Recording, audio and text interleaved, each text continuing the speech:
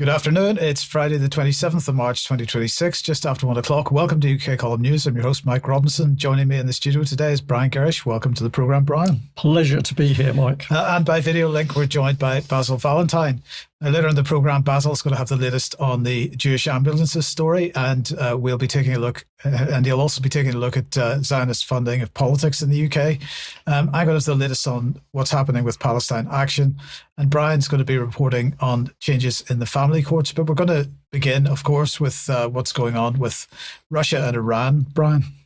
Well, yes, I pause at this point, Mike, because to understand what's actually happening is probably as difficult as seeing through the mist and the clag over the sound behind us. Yes. But let's bring in the Independent, because this headline did really catch my eye.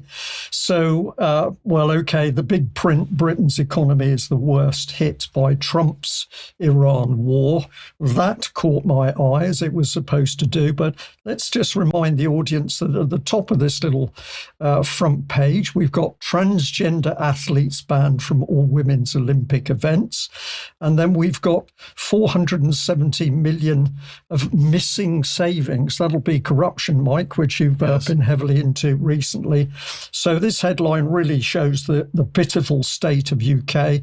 Britain is not broken. It has been broken. It's been deliberate policy. But here's the headline. And of course, it's blaming the war on Iran. But there we have Starmer on the right side of the screen. And let's just bring in some comment. We've got to say to the Independent that actually the war's a joint effort. It's not to do with just Trump, because Starmer's been working hard, obviously, to give the US the basis and support it needs. But let's turn to Starmer and his X account and hear what the good man has to say. It's early morning here in Helsinki, and I'm about to meet Northern European leaders as part of a military capability. The focus here is very much on Russia, and obviously we're facing war on two fronts at the moment, in Iran and Russia's invasion of Ukraine. That invasion of Ukraine really matters for the United Kingdom. It affects us, and that's why today I'm announcing that I've given permission to the UK to intercept Russian shadow fleet vessels. These are vessels that are acting unlawfully in breach of sanctions. Well, now it's much later in Helsinki. We just wrapped up the meeting of Northern European leaders. Very successful day. I'm always conscious that for many people, not only are they worried about the wars, but also they're worried about the impact on them and their energy bills, and that's why it's really important that we're able to next week reduce household energy bills and then keep them reduced. For a wider picture here, it is a war on two fronts, and as we said in the conclusion of the meeting, we are the leaders of today. We've got to step up to this challenge. That means doing more on defence and security, and always, for me, as the British Prime Minister, making sure that I'm acting in the British national interest.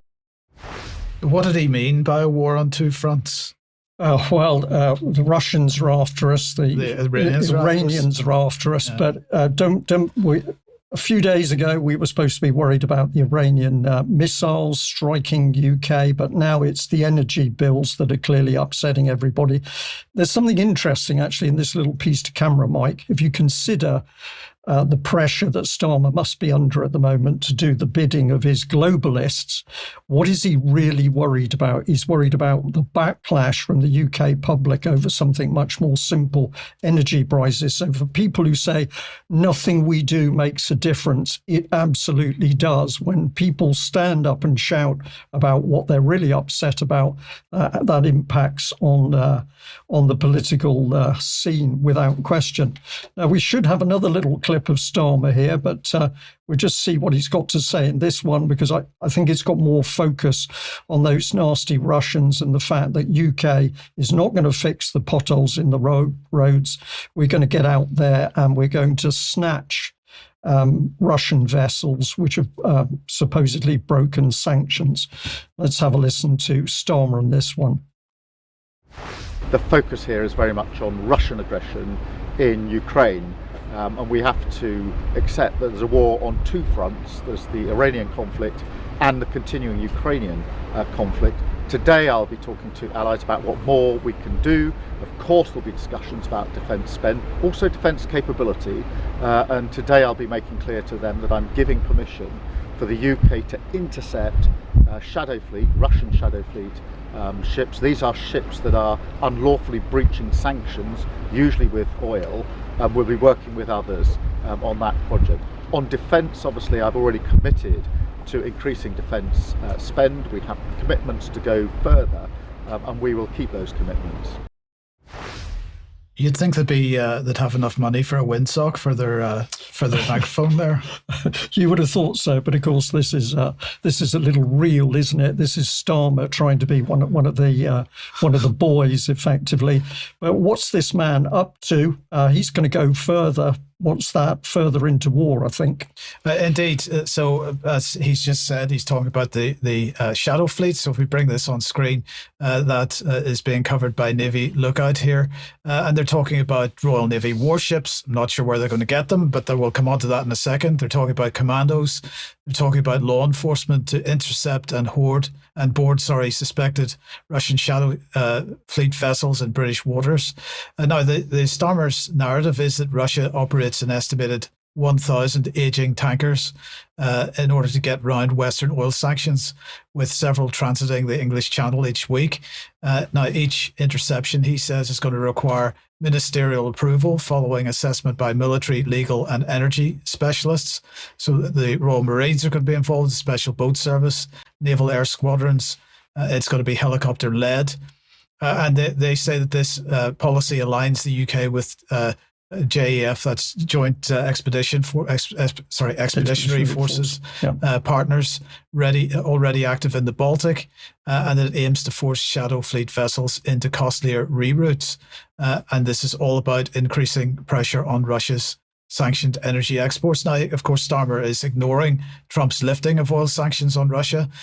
Britain still has sanctions in place, and this is part of the justification for the action.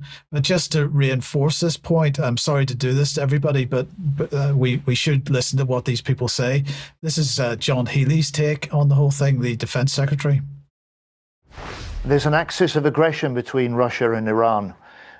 We've seen these similar tactics and technologies used by Iran as Russia uses in Ukraine, and I'm releasing today our latest defense intelligence assessment, which confirms that ahead of this conflict, Russia was sharing intelligence, it was providing training to Iran, including on types of drones and on electronic warfare.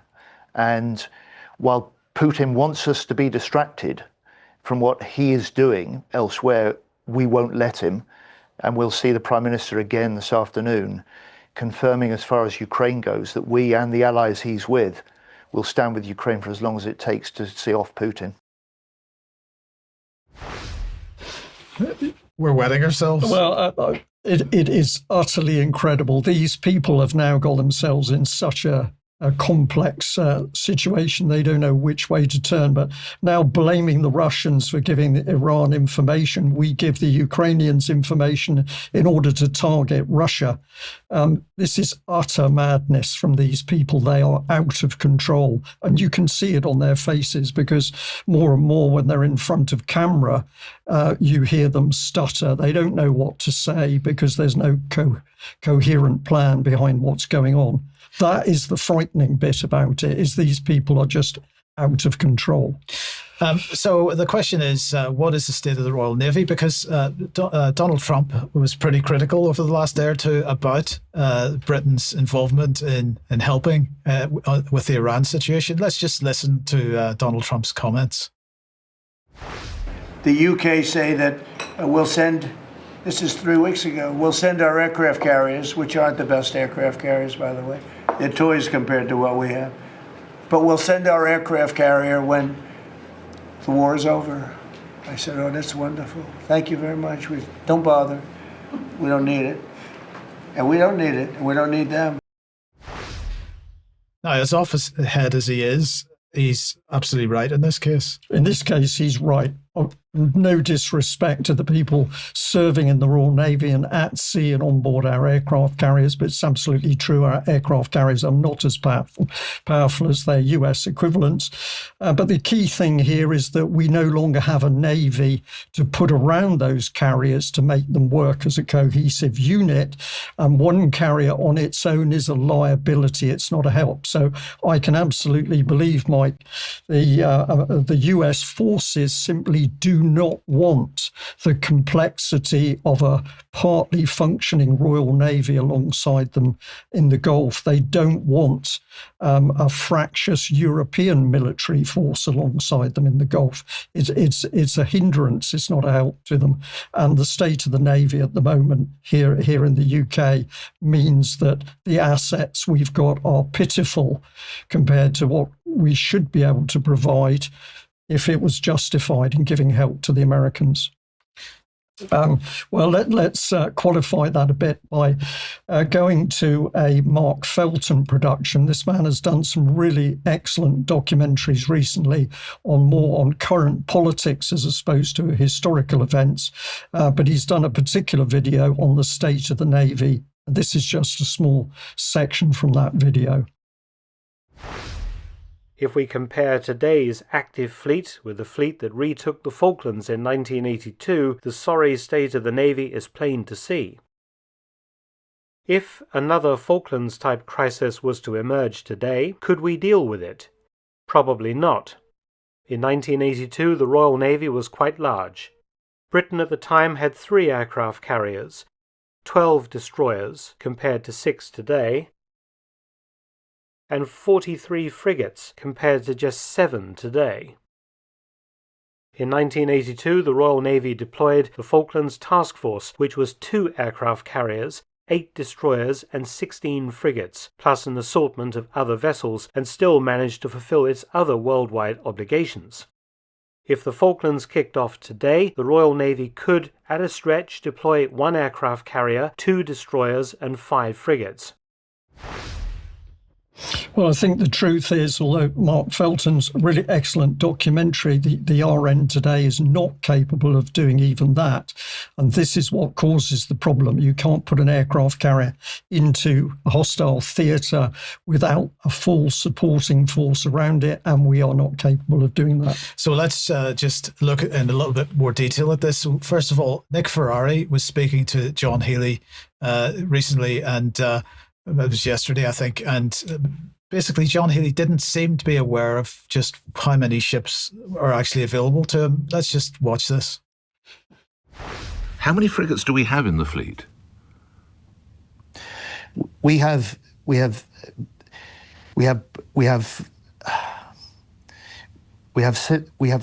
17 frigates and destroyers. It's down from 23 at the end of the last Labour government. And as I say, the number of mine hunters have been cut by more than a half. And so that we can meet not just the threats we face now, but the threats in the future. Mr. Healey, if we've got a fleet of 17 in total, where are they all?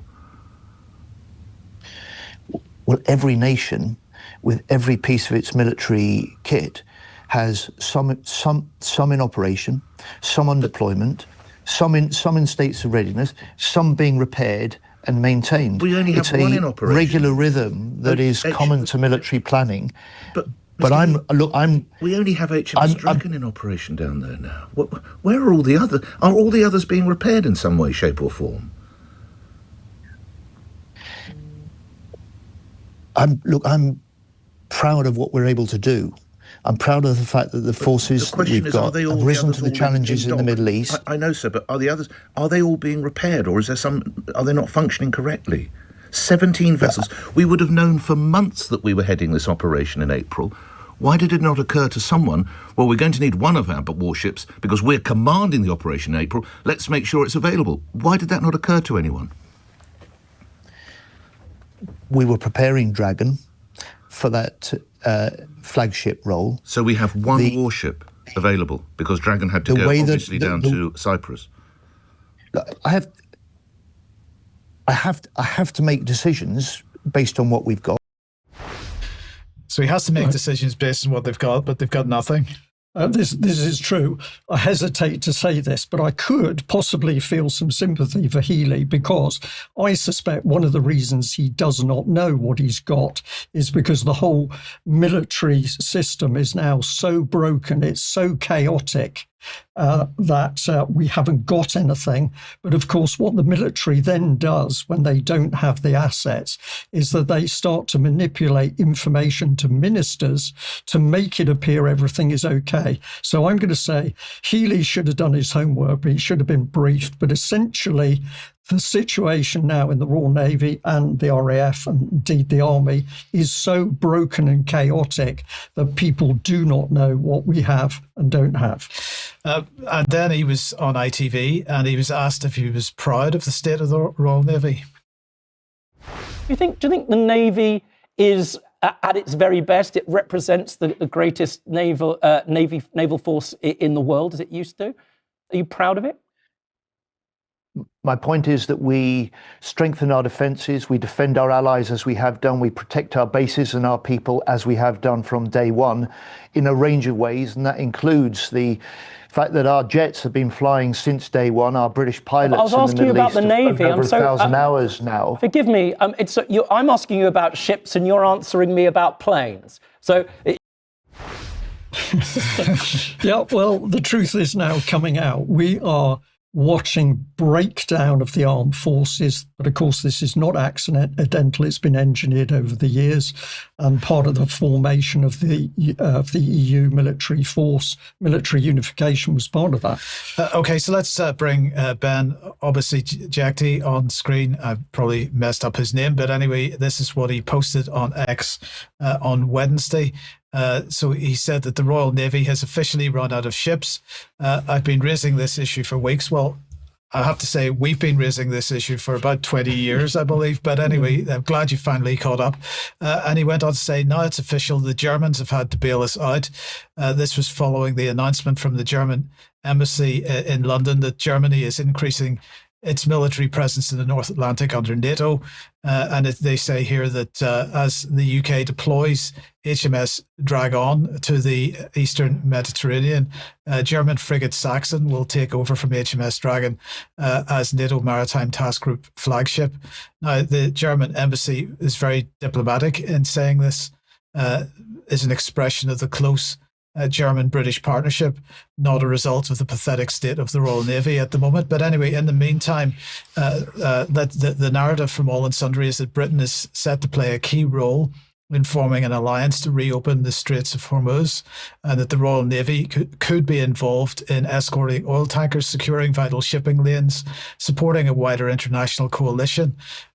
This marks a potential shift, is the type of language that we're seeing in the press.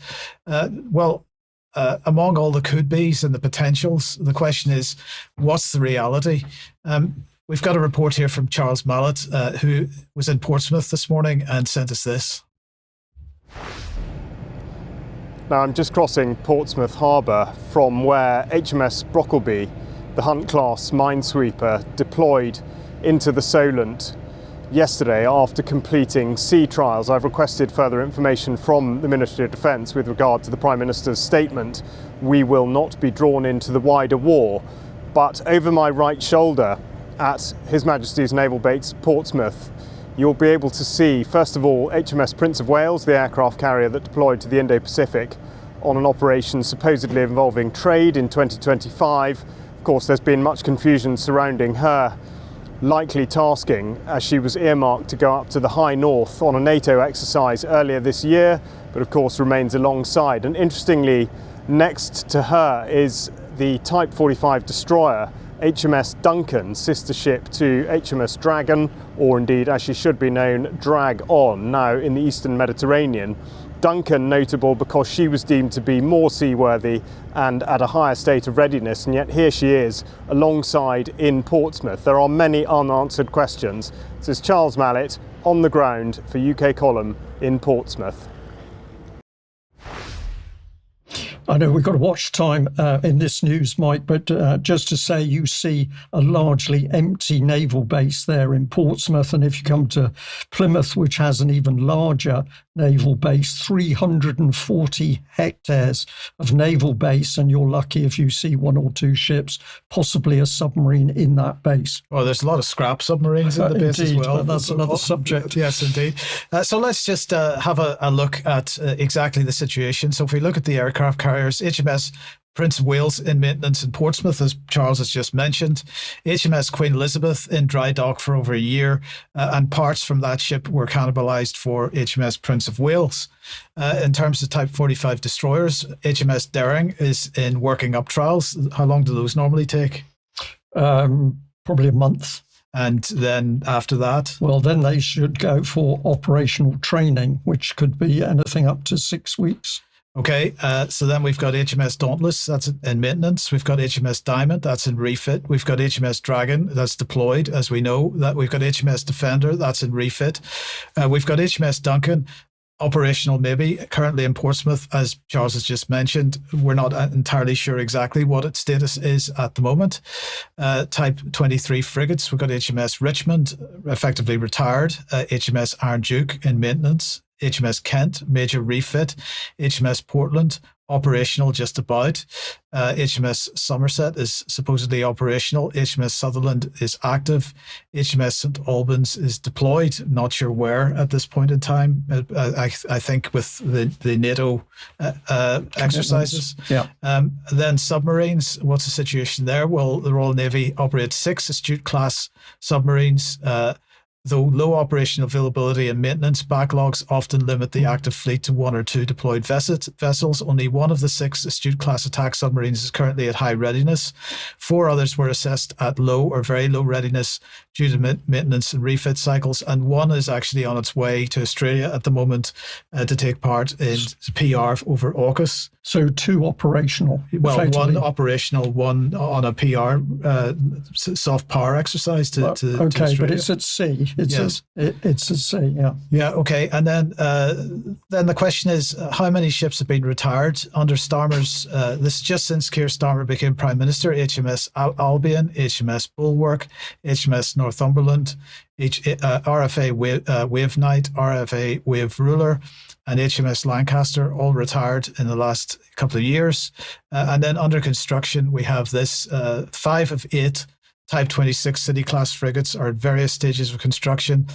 1 of 3 Type 31 Inspiration-class frigates is built. 1 is under construction and 1's keel is laid. And the number of new warships commissioned into service since Starmer became Prime Minister is 0. So There we go. Okay, then Brian, then there's the question of ships that have been retired and, well, what has happened to them? Well, this is the significance of one small but I think very significant ship. This is HMS Bronington, a ton-class minesweeper. They were built way back in the 50s, but this is HMS Bronington's. This is the King's old ship, and despite pleas from many, many people that this ship was preserved, HMS Bronington, here we see it in its former glory. Prince of Wales was captain in his day. I was actually navigator of that ship, not with the royalty on board, but essentially that ship has been allowed to decay and sink. And it seems to me, just to give us a clear picture of what's in the King's head, he simply does not care about this country or the Royal Navy or his old ship. He's happy for that to rot and slip under the surface, which I think is very telling. Now, I just wanted to pop this slide up to thank the people that have made really good clips of HMS Bronington. Many people still want this ship actually raised and preserved, but it's quite apparent that there is no interest from King Charles at all, despite the billions in the royal coffers, which I think is a shame. Yes, indeed. Okay, Basil, let me welcome you to the programme at this point, and let's move on to the situation with the ambulances and the claim or the alleged setting on fire. Hello, Mike. Yes, welcome everybody. This is the story that dominated the news cycle earlier in the week. And yesterday, 2 UK nationals were released on bail while the Metropolitan Police continue their investigation into the ambulance arson in Golders Green. But that same media now seem much less interested in discovering the identity or affiliations of those arrested and then bailed than they were in the original story. Commander Helen Flanagan, the head of counterterrorism policing in London, said there were strict bail conditions in place while we continue to investigate their suspected involvement in this incident. Now, the case is not being classed as a terror incident, although the Met said that the investigation is currently being led by counter-terror officers. Make of that what you will. Police have previously said the investigation is looking at an Islamist group with potential links to Iran, following unsubstantiated claims of responsibility by Harakat Ashab al-Yamin al-Islamiyah, the Islamic movement of the people of the right hand. In a remarkable coincidence, this group chose to attack the London ambulances just hours before Metropolitan Police Chief Commissioner Sir Mark Rowley was due to address a fundraising event for the Community Services Trust, the group which receives enormous payouts from the British Treasury for consistently exaggerating the scale of anti-Semitism in the UK, and of which, of course, the King has recently become a patron. But we need to look at who exactly this Harakat al-Shabab al-Yamin al-Islamiyah are. Well, this group simply didn't exist until the US and Israel decided to attack Iran, when it suddenly appeared fully formed and started causing small incidents of property damage to Jewish assets in Belgium and the Netherlands. From day one of its appearance, Israeli-backed think tanks and security groups instantly claimed to have linked it to Iranian militias. Now, these Israeli claims first surfaced via the regular Israeli security service outlet Joe Truzman of the Foundation for Defending Democracy. He makes a living from fronting Israeli claims that all the deaths in Gaza were Hamas. The first online evidence of the existence of the group was indeed on the 9th of March. And on the 16th of March, the entire Israeli Hasbara propaganda machine in coordination went into overdrive about Harakat. The Diaspora Ministry issued a statement, and so did Israel's MFA. So did the Institute of National Security Studies, and likewise BCOM, the British Israel Communications Centre. All of them on the same morning when Harakat al-Shabab al-Yamin had done nothing except allegedly start a small fire in Rotterdam. So we have to ask if this frenzied publicity activity about this, until that point, practically non-existent group was prioritised by the Israeli state on the morning of some of the most intense missile and bombing attacks by Israel and USA since the start of the war. Now, this group have produced a scary-looking statement in which they refer to Palestine as the land of Israel in both English and Arabic, which is particularly unusual because Iranian textbooks use the Farsi language and don't even refer to Israel on a map. Typically, of course, UK corporate media are wholly uninterested in doing any serious forensic analysis of this group, but Younes Saramifar, a political anthropologist at the VU University in Amsterdam, has posted in detail about the group on his LinkedIn profile, and he's also quoted in an article in Dutch News. The academic makes numerous points which cast serious doubt on the Arabic language portion of the statement, including the fact that the language is clearly generated by an AI tool and shows a lack of fluency in Arab. Furthermore, the electronic device on which the new video was edited does not have Arabic or English as its native language in its operating system. That's clear from where the colon and the exclamation mark are placed in the sentence. This would indicate that the group is neither native to Arabic or English, and native speakers are habituated to correcting these technical glitches. He concluded that based on their language use, I don't think these are a direct proxy or a sleeper cell associated with the so-called axis of resistance. Of course, earlier in the week, numerous politicians and public figures immediately condemned the attack and framed it as an anti-Semitic hate crime carried out by an Islamic group linked to Iran. Mark Gardner of the same Community Security Trust told the Daily Telegraph Iranians have long used terrorism against Jewish communities around the world for decades. I'm not quite sure where the evidence for that is, but anyway, the Telegraph led with headlines such as counter-terror police investigating Iran-backed firebombing.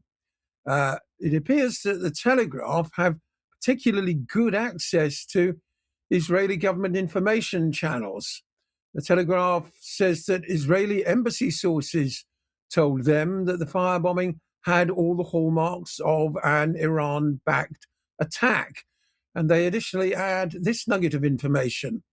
An internal report by the Israeli government, seen by the Telegraph, claimed the group probably hired local criminals to carry out the attacks.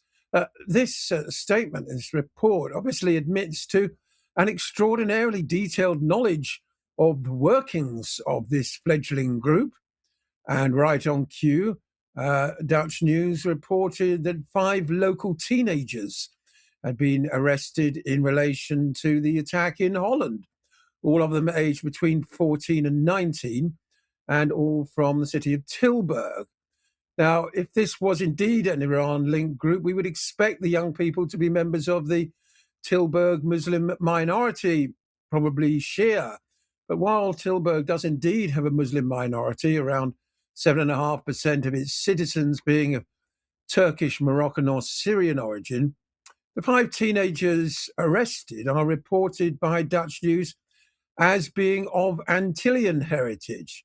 This refers to the overwhelmingly Christian Dutch Antilles Islands, meaning that they are, in all probability, of Afro-Caribbean heritage.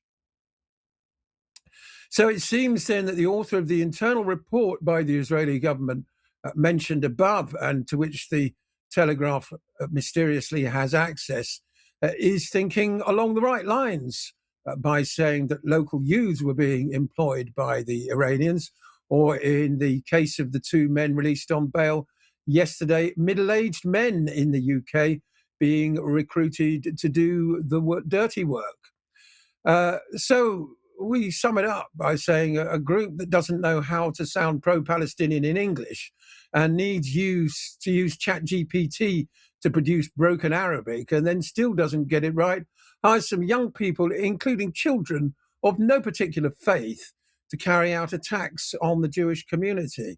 Those attacks are then immediately propagated across the media and political system in a way that heightens fears of anti-Semitism and links it to Iran and the pro-Palestine movement without any supporting evidence.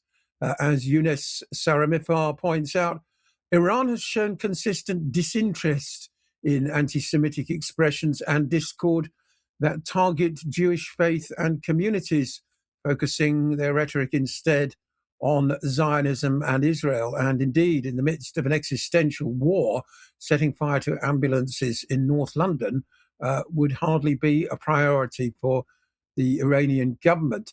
Now, of course, the group is claimed to be planning attacks in the United States, where support for the Iran war has collapsed.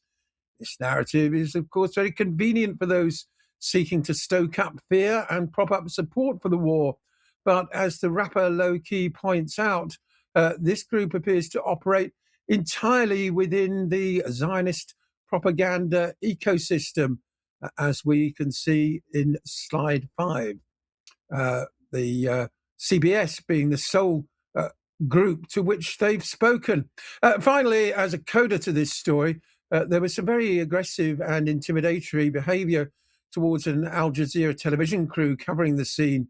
And it turns out that one of the individuals involved is a Metropolitan Police reservist, David Soffer. We trust that the Metropolitan Police will leave no stone unturned in their zeal to follow up his case and indeed to find out who the real perpetrators of the arson attack were.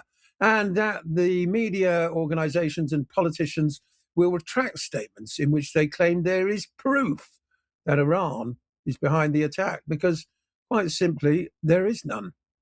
Indeed. Thank you for that, Basil. Thank you very much. Now, let's move on then and say, if you like the UK column and you'd like to support us, please head over to the front page of the website. There's information about how you can help us. And one way that you can is to grab a copy of our new magazine called The Column, which has been released. But if you can join us as a member, that is absolutely brilliant as well. Now, if you can't support us financially, then please do share this program and any other content that you like, because that helps us beat the censorship regime. But Brian, let's talk about the magazine again. Well, to do that, I'm going to bring you back on screen again, God. Mike. So let's play this little video clip. I did enjoy it yesterday. Wednesday, I was out of the UK column studio, so I was also watching the news, and I thought the reaction of Vanessa in particular was wonderful. So let's just play this little ad clip. The long-promised return to print has happened at last with the launch of The Column, our new magazine. This is not a newspaper. It is a magazine. It's 128 pages and quite a bit of content in it. And it's frankly worth the cover value alone, just for the caricatures of Brian, Charles, myself, and one or two others.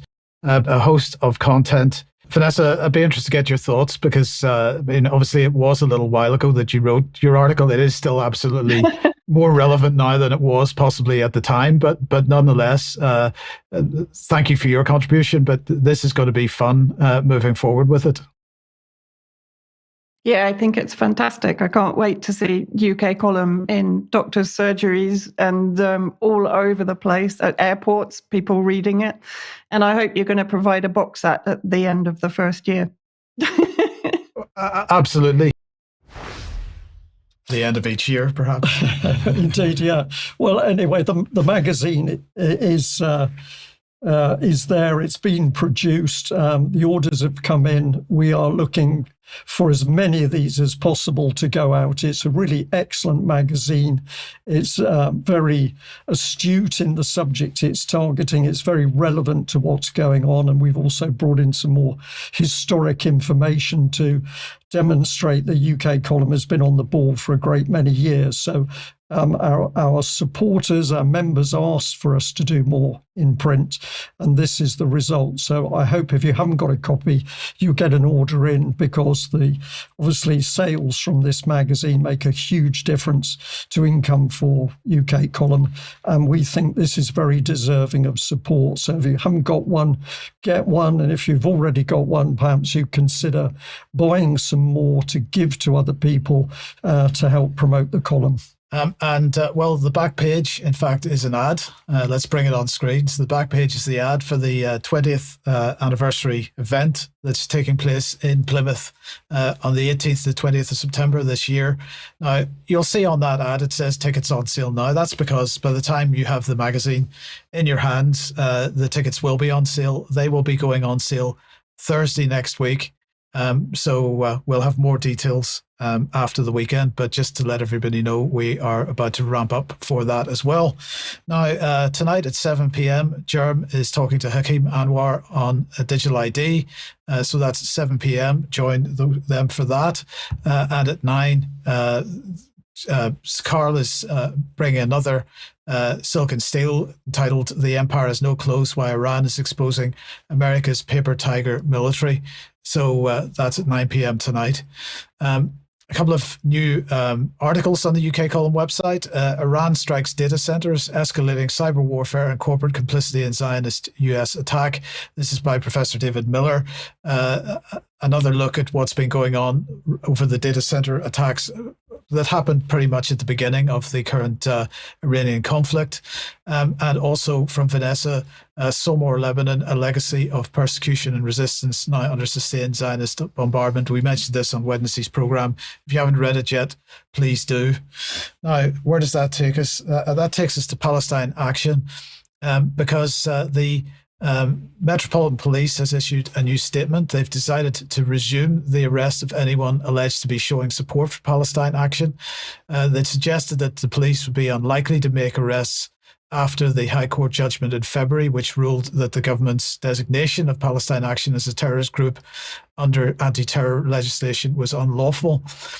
Deputy Assistant Commissioner James Harman was rolled out to make a statement. And he said that while the court has found the prescription of Palestine Action to be unlawful, it has confirmed the impact of that judgment will not take effect until the government's appeal has been considered, which could take many months. That means it is still a criminal offence to support Palestine Action.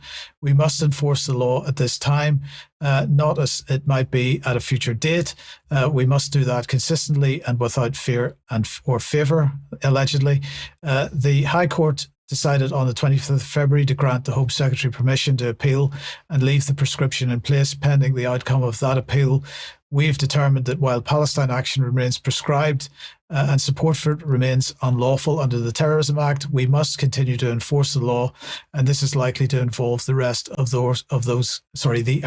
those committing offences. So there we are. That's the current situation. Basil, I'd be interested in your thoughts on this. Speaking, he's right. It is still unlawful to support Palestine Action. It might be that the law is an ass in this case. And of course, the police have contradicted themselves, because immediately after the High Court ruling, they said they wouldn't be arresting people. So they've gone back on their own words. Some consistency would be appreciated. I hope and believe that on appeal, the government's claims are thrown out once again. And the ban is lifted, in which case the police are just making an awful lot of additional work for themselves and expense for the taxpayer, because they're going to arrest, I think, hundreds more people. Defend Our Juries, who've been organising the mass protests, have got one planned for next month, where doubtless more retired clergymen and assorted peace campaigners will be arrested for holding pieces of paper. Meanwhile, just yesterday, Dr. Rameh Aladwan, one of the most outspoken, shall we say, people on the internet in terms of her defiance, shall we say, of the prevailing pro-Zionist narrative. I've got to be very careful about what I say, because she was arrested for the 5th time yesterday, carted off in handcuffs. Quite why it's necessary to handcuff a physician for posting things on social media that the government doesn't like, I'm not sure about. I don't think Peter Mandelson was handcuffed. Anyway, she's due to appear in court today in Westminster for breaching her bail conditions. This, of course, all goes back to her support for Palestinian resistance, and in particular for the organisation that won the elections there some 20 years ago. I'm not even going to name it. But that organisation is currently fighting its own prescription in the court. And there was an update on that this week from the barrister Frank McGuinness. Now, the judge in that case has already criticised the government for its endless delays. The reason ultimately why Rameh Aladwan was arrested is because she is prepared to speak up on behalf of the, in international law, entirely legitimate resistance by the Palestinian people to their oppressors. But as you can tell by the way I've been dancing around this subject, we don't really have freedom of speech about matters in the Middle East in Britain at the moment. Absolutely right. Now, on the topic then of protests, Brian. Well, great segue into the fact that, of course, we've got a big demonstration together coming up in London over the weekend. Now, I just picked on the warning put out by the US Embassy here, US Embassy and consulates in the United Kingdom, demonstration alert, planned demonstrations in London, March 26, 28, 2026. And the Americans just give a bit of detail of the starts, but effectively they are saying to their own people and personnel, steer clear of London. So the first thing we can understand is these demonstrations do hit home on the big players, because the American consulate has got to pay attention to what's happening. But one of the things UK Column would like to highlight, and Ben Rubin will be looking into this in more detail on Monday, is the fact that a very big demonstration planned together is the main glue holding everything together.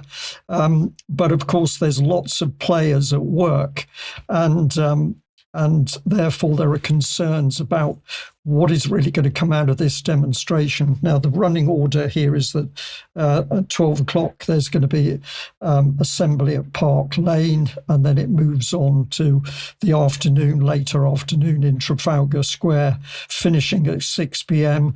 The police are clamping down on a lot of things, including live announcements and music in the wrong places, and drumming, and also the use of fireworks. So the police pretty aggressive before things have even kicked off. And just to highlight this business of who is protesting and why, if you look at the Together site, hopefully this will run, but we should be able to sort of, here we are, here's on the right of your screen is a list of all the various groups taking place. Far too many to list or name for the news. But really, this is symptomatic. People are there supposedly for peace, to stop the bombing against Iran in particular. But they have so many other interests that it becomes difficult for a cohesive agenda as to why they're really there. But we will look into this in a greater commentary in the news on Monday. Now, if we look at the main players, we've got Together, and they are really for stopping the US and the Israeli strikes. But we've also got Stage for Freedom, which is a group actually pushing for the overthrow of the Iranian government. They want, quote, democracy reinstalled in Iran itself. But this just gives you another idea of the undertones of one demonstration, which appears to be one thing, but within it there are a number of very different groups with very different objectives. There's actually a second Iranian group which is talking about regime change effectively in Iran, Stage of Freedom. And if we have a look at what they say that since September 2022, Iranians of all backgrounds have come together to build a free and democratic Iran, and the British Iranian diaspora is no exception. Now, they may believe what they do. I have spoken to some of these people, and in the next few days we will have some of those interview clips available. But there's a lot of passion there. But of course, is Iran ever going to be free if the Western Axis gets its hands on it? So remains to be seen. But let's take our minds back to the days of the anti-Vietnam War protests, not only taking place in UK, but America. And you can see a difference in that there was one united viewpoint, which was that the war in Vietnam had to be stopped. So let's have a little look at this historic footage. London. Some estimates put the figure as high as 100,000, others much less. But the anti-war in Vietnam demonstration was a massive magnet which drew protesters from all over the country. Just a few agitators in the crowd could spark off trouble, which once started would be very difficult to control. Mart stewards, however, did a good job in maintaining order. The United States Embassy were the target.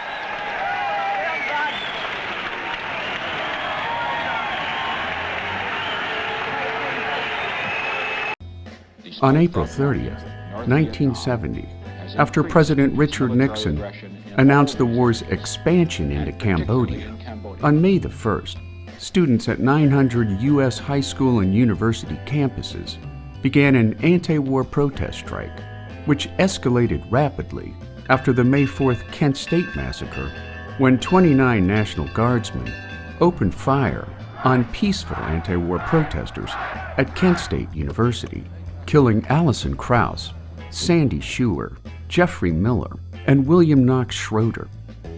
Two of the victims, Schuer and Schroeder, had been walking to class when they were struck by stray bullets, making the Vietnam War protest movement a time of deep division in America and the free world at large.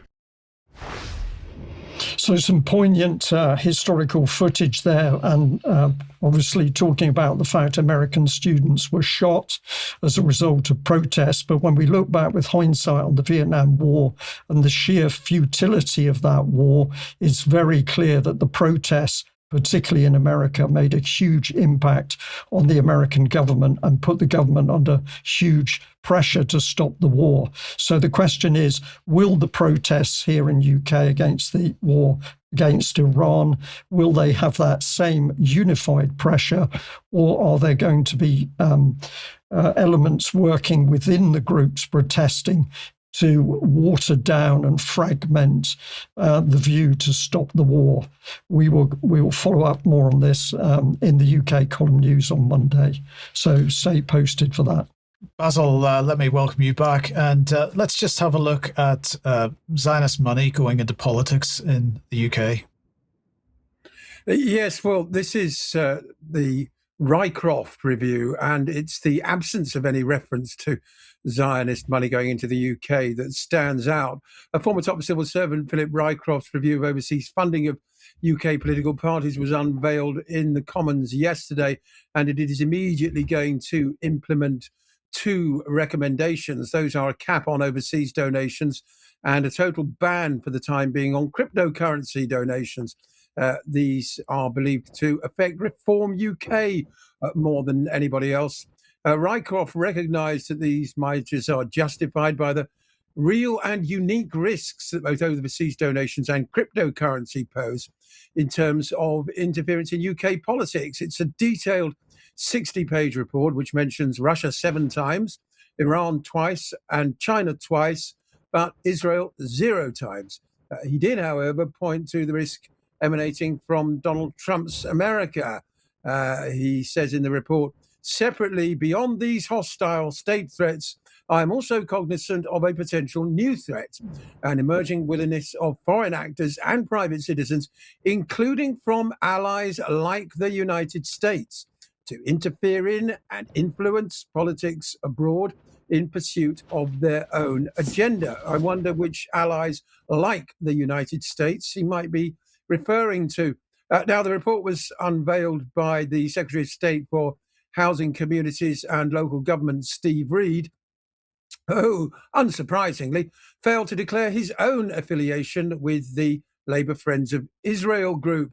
On social media, it's been pointed out that this is simply shocking, and the influence of a country being investigated for genocide, whose Prime Minister and Defence Minister are wanted by the ICC for war crimes, and which is currently waging illegal wars on at least 3 fronts, actually funds 20% of UK Labour MPs and 80% of UK Conservatives being registered as Friends of Israel. None of this is referred to in his report. But in this regard, of course, Steve Reed is far from unusual among MPs, as we can see on these slides now. Any number of Conservative and Labour MPs are funded in part or... Can I... Well... Yeah, if we can just see the slides, then we can see the extent of Israel funding of British MPs, often to the individual Trevor Chin. Now, Trevor Chin is a UK citizen, elderly businessman, but he was awarded a presidential medal by the State of Israel. So we have to ask ourselves where his priorities lie and whether people whose ultimate loyalty may appear to lie elsewhere other than the UK should be counted as foreign donors in this case, because certainly if we were talking about Russian oligarchs who with UK citizenship, I don't think there'd be any hesitation in pointing out that their donations might be seeking foreign influence. But of course, we have the we have the Israel exception to this, as we do with so many other things, Mike. Basil, thank you for that. Now, just before we move on from there, you mentioned Trevor Chin. Let's bring him on here because this graphic says that he's a UK businessman with deep ties to pro-Israel organisations such as the Joint Israel Appeal and Labour Friends of Israel. We've seen slides there of the Tories, of Labour, and we also saw some reference to Reform as well. But they're not the only political parties.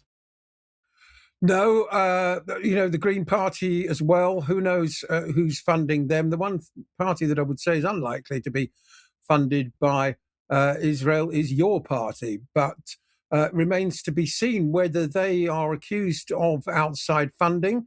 Of course, there was the claim earlier this year that Palestine Action was funded by Iran. That's completely ludicrous and made up. So I welcome transparency from all political parties and all politicians about who is paying them and why. Indeed, and so we'll talk more about that in extra, and particularly considering the legislation which is going through at the moment with respect to foreign influence. And of course, that's aimed at people that are perceived to be influenced by Iran and Russia and China, but no mention of anybody that might be influenced by Israel. But anyway, let's change topics, Brian. And of course, one of the topics that the UK column has been covering for 20 years has been what's been going on with forced adoptions, children's courts, and so on. Indeed. And one of the things that I'm saying more and more is while people are focused on politics outside of UK, something that's never changed, as Mike's indicated, is the attack on not only the minds of our children, but the children themselves, particularly getting them away from their parents. Now, a huge thank you to one of our viewers who emailed me to say, had I seen this article, which I hadn't at the time. So it's a BBC report. The headline says it all. Mum took own life after a forced adoption. Now I want an apology. This is a very sad story about a young 18-year-old mother who desperately tried to keep her baby after giving birth in 1971. And the article says, but like 250,000 other British women, she was forced to give up her child for adoption. 20 years later, she took her own life, which was directly linked to losing her daughter. Now, I want to reinforce with our audience that this is one of the key topics the UK column has talked about over the years. So we'll just bring a little bit of comment in here from Helen Hayes MP, chair of the Education Select Committee, who has been dealing with some of these cases. And not surprisingly, she says this: hearing the evidence from the survivors was one of the most moving days I've experienced in Parliament. This is the reality of what we're talking about. It's something truly horrible. She goes on to say this: historical forced adoption caused unimaginable trauma for multiple generations of women and profound, often devastating impacts for their children. But we've got to correct her here and take out historical, because the forced adoption is now, and we need to tell Helen that.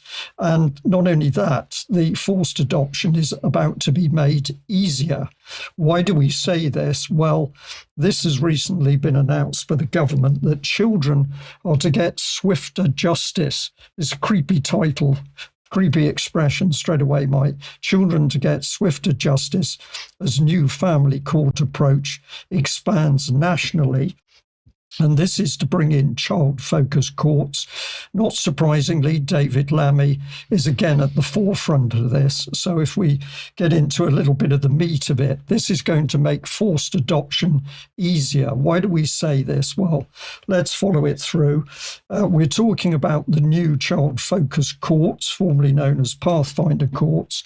They're going to be expanded across England and Wales. And then if we listen to Lammy himself, we get to understand what's going on here, because he straight away starts talking about court backlogs and numbers. And this ties in with Leveson's reviews of the courts. More on that in a minute. But let's see what he says. Court backlogs are not just numbers on a page. When it comes to the family courts, they represent victims waiting families in limbo, and children and domestic abuse victims left to linger in harm's way. It goes on, that is why the national rollout of the child-focused courts matters so much. It will protect, support, and hear the voices of children, helping family courts make safe and fair decisions without delay. It also shows that through innovative reforms, we can make our courts work better, tackle delays, and bring down the backlog so more victims and families get the swift justice they deserve. Now, the reality here is that what is going to be done is that the corruption and abuses which take place inside the courts to take children, steal children from their families, this whole process is going to be made faster and streamlined, in particular using AI, which Lammy's already talked about. And so they are not going to deal with the lies, the corruption, the perjury which takes place in the family courts. They are going to smooth the whole system so they can get more children through the same corrupt courts with the help of AI. And I'm going to bring people's attention to the UK column. If you search for child stealing by the state, you will see interview after interview, article after article that we've done warning people about what's happening here. And I'm also just going to bring in our magazine to show you how relevant the magazine is, because apart from other relevant articles, the one highlighted here is one that I wrote for the magazine, which is about the fall of jury nullification, the removal of juries from court, and the rise of star chambers, that is, courts where the judge has total power and there is no jury. And of course, family courts fall into that latter category. So wars overseas, but the state is after our children. And that, for me, is one of the key attacks that we should pay attention to. Okay, Basil, we're absolutely behind time, but we'll just do this new segment that you're introducing now, which we're calling In Case You Missed It. Yes, very quickly, half a dozen stories that may have escaped people's attention today. Just rattle through these slides. First of all, the United Nations this week, US and Israel voted against recognizing slavery as a crime against humanity. I wonder why. Okay, next one is, Brian mentioned this at the top of the program. The Olympics is banning transgender women from female events. A rare victory for common sense, it would seem. Next one, please. This is a rather disappointing story. Volkswagen, the car maker, in a lot of trouble at the moment, losing money. So they are considering moving into producing Iron Dome rockets at one of their factories in Germany to protect Israel instead of making cars for the people of Europe. So we'll see about that. No surprise here, Labour lost the white working class voters to the Greens in the Gorton and Denton by-elections, say analysts. This is Labour's own internal report, wondering if the endless lurches to the right are in fact costing them votes. People need a reason to vote Labour, is their conclusion. Wow. I mean, there is certainly no reason to vote Labour at the moment. Also, I believe we'll be looking at this in detail with Ben Rubin next week. Former Google executive is now set to take over at the BBC, consolidating the tech bros' grip on our media now via the biggest national institution that we have, the BBC. This one is particularly sad for me, to be honest, and goes beyond the remit of what a government elected with 1 in 7 of the adult population should be able to do. 7 new towns to be built in England. More of our precious greenbelt and countryside is to be torn up to build what are invariably very badly, shoddily built, cheap little houses with the kitchen in the living room, no built-in cupboards, and what's more, tearing up the countryside, as I say, to no obvious purpose. There are lots of brownfield sites available in Britain, lots of other ways we can increase housing capacity without destroying the countryside, but Labour seem determined to do so. Absolutely. Thank you for that, Basil. So this is going to be a regular segment to end the programme on Fridays. So thank you for that. Now, and we do have to end the programme now. Thanks to everybody that's watched, and to Basil and Brian for contributions. And we will be back, if you're a UK Column member at least, stay on the live stream for UK Column News Extra. Don't forget the magazine. Don't forget Jerem and Carl tonight. Have a great weekend, and we'll see you at 1 p.m. again, as usual, on Monday. See you then. Bye-bye. Bye-bye.